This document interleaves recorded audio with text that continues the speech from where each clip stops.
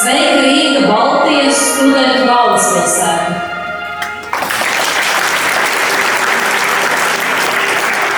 Šovakar man ir liels gods un arī personīgs lepnums stāvēt šeit, Latvijas Universitātes lielajā aulā un uzrunāt visus svētkus atklājot.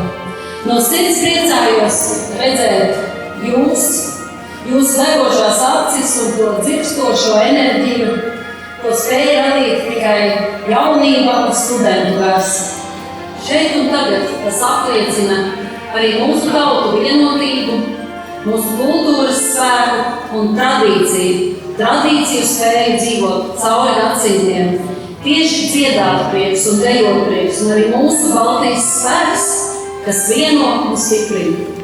Tūkstoši studentu šajās dienās pieskandinās Rīgu, kori, deju ansambļi, kultēju orķestri apvienosies, lai parādītu, ka Baltijas sadraudzība ir daudz kas vairāk par politiku, tā ir mūsu dvēseli draudzība.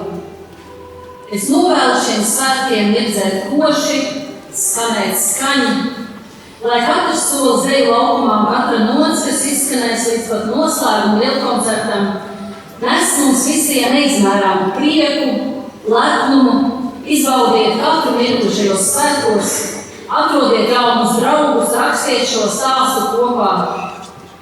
20. Baltijas studentu dziesmu un deju svētkus gaudāmus pasludinu par atklātiem līdz bezgalībai.